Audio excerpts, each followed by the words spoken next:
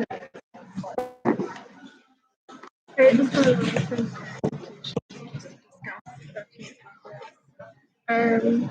So the topic of resiliency, psychology, double standards, social conditioning, gender norms, maturation of psychology, psychosocial development, and what to really understand gender means. And that doesn't mean that there's anything wrong, but prior to puberty, being prepubescent, the psychological state of a child that's born biologically male or female is not supposed to, as far as their prioritization or focus, is not supposed to be inundated and not supposed to be consumed by the gender.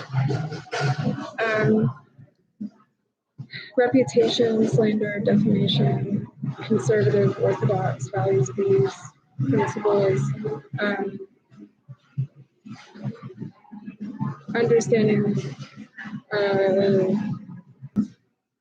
a parent's role to kind of assist their son or daughter at whatever point.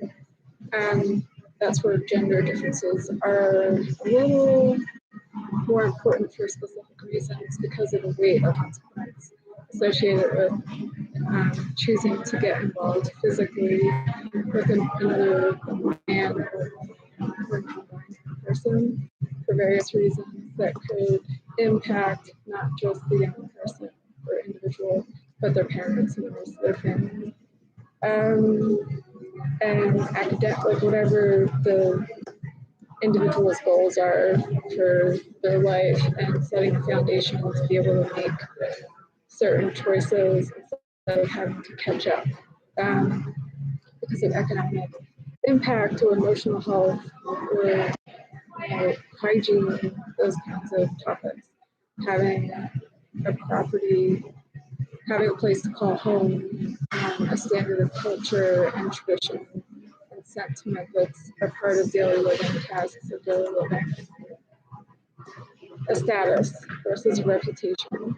So Frankie and Jesse Lamont are not me, and this is why I need to have our devices repaired or a second laptop and cell phone, because this is not what I look like. And with the utmost respect for Jason Fletcher Thompson and Matthew Tiedemann. And they're both, Matthew Tiedemann is one, hypothetically, we don't have the DNA testing confirmation. We've not reviewed that for many of the men that we've seen that are hypothetically biologically related to Carolyn. And the dad group. Frankie and Jesse, we don't know if they were trafficked or if they were promiscuous, if they were poisoned or not maladaptive purposely, but the reason we reference psychological warfare and fifth generation warfare, even as a hypothetical topic of conversation, with the utmost respect and sentiment, I cannot constantly, and it's always Frankie, no one says Jesse. I don't look like Frankie Lamont. Her name is Mary Frances Elizabeth Lamont. She had been married. The name was Lauterbach. I am not her. And she's been very mean to me. Her and her sister, both, have been very, very mean, extremely cruel and disrespectful. So, like, I don't know what to say as far as being a product of their environment. And literally, if they have a clinical diagnosis that kind of impairs their ability to distinguish a boundary because of the emotional toll and turmoil that they're constantly in, and they're like, do they dissociate? I don't know. We can't make excuses. We can't rationalize. But they lie. They're dishonest. I don't know if they're in the category of pathological liar, which Whitney at the Starbucks, not says we don't want to slander or defame. She seems like she might meet the clinical criteria of a pathological liar, but she somehow knows her life is privileged. She knows she deceives people. She recruits people publicly. She's not afraid of getting caught. Whereas like Frankie and her twin sister Jessie and even their younger sister, Callan, are not that, they don't present that way, at least around me, but privately, they seem to, I mean, the presentation in public around who people believe are strangers does matter, but also around the target and the victim matters as well. So the fake Maude, the real Maude, I don't know if the real Maude even wants these relationships anymore. There's just too much drama and chaos. I don't know that she knew that her sister was displaced, the real Claire, who we've actually seen. And as far as I'm aware, she was not a problem. I don't, and until we have enough information and evidence to support timeline, I can't really formulate an opinion and just stay as objective as possible. But that's, if I was not clear enough earlier for Rhonda to mistaken me for Frankie, and if this is endangering my life, this is always Frankie. I don't look like her. My eyes right now are not this color. I don't have brown eyes. So I don't know where their mom is at. I don't know if their mom has been rehabilitated. As far as there's nothing wrong with her, she seems to be a successful professional. I don't know if Frankie and Jesse understood the weight of their choices as far as physical intimacy, acts of physical intimacy. I don't know. You know, it's really tough for me to imagine that somehow they were rebelling that way. As far as Frankie Lamont versus Jesse Lamont not battling each other, but she was married, and her ex-husband is hypothetically one of our brothers, but he treated her horribly, and he weaponized race relations, he weaponized the economics, and we can't make it like Frankie was a complete victim. But she ended up in marriage for a number of reasons, and in the situation we had to with Francesca being close with people that are dangerous. I'm exhausted by this, and this is why this is imperative that I'm able to document myself privately, even just live streaming, keeping this private, not posting, but just keeping it like a database, continuing to add to a data that I can see myself accurately. This is really important for many, many reasons. Me, my husband, our family.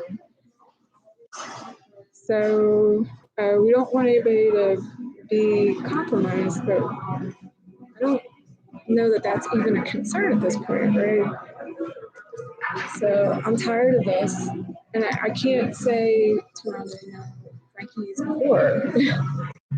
I can't say that, or Frankie and Jesse are whores, the hoes. You know, they've been involved with so many different men. They treat physical intimacy like they're opening a door, like they're just touching a doorknob. It doesn't really, I don't want to have to say that, you know, but for whatever reason, they lowered their standards. I don't know if they struggle to accept that they can't change that. I don't know if Jason Fletcher and Matthew are struggling with the roles that they played and what happened to Frankie and Jesse, and that they somehow should have been protected. I don't know.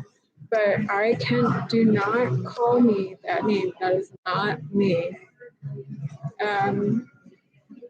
And I've seen both of them on campus. I've seen them on, it took a few random accidental intersections to realize there was more than that wasn't the woman at the property. Well, we couldn't assume, we have to let evidence become available, but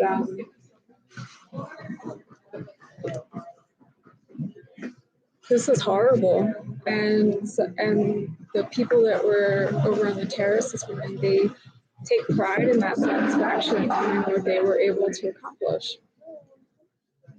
And that has nothing to do with me, you know. So we're very committed to our me and my husband are committed to each other, and we're committed to what we want for what we hope to be able to evaluate as much as we empathize and are sympathetic and empathetic, we can't like justify how cool they've been to me. So seeing Frankie on campus, she's telling the bold-faced lie, or she's drugged and she can't see me accurately, just like Rhonda thinks that I look like Frankie and Jesse, and I don't look anything like them at all. Like I don't share any physical, I'm not built like them. My face isn't shaped the same way. My face is actually almost like a square in compared to their face, right? So I mean, I don't look anything like them. My hair texture might be the only similarity, but this is not my correct hair color. My hair is supposed to be very, very blonde. So is this tough for me? Of course this is tough, but I really make the effort to stay focused on the real-time interaction. So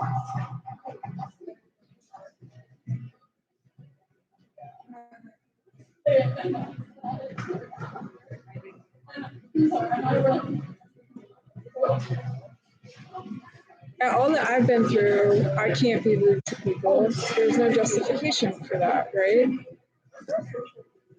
Unfortunately. As far as resiliency, that's for evaluation assessment. But still doesn't excuse they have a choice. So they weren't being backed into a corner being told, if you don't do this, there's going to be these repercussions. We don't know.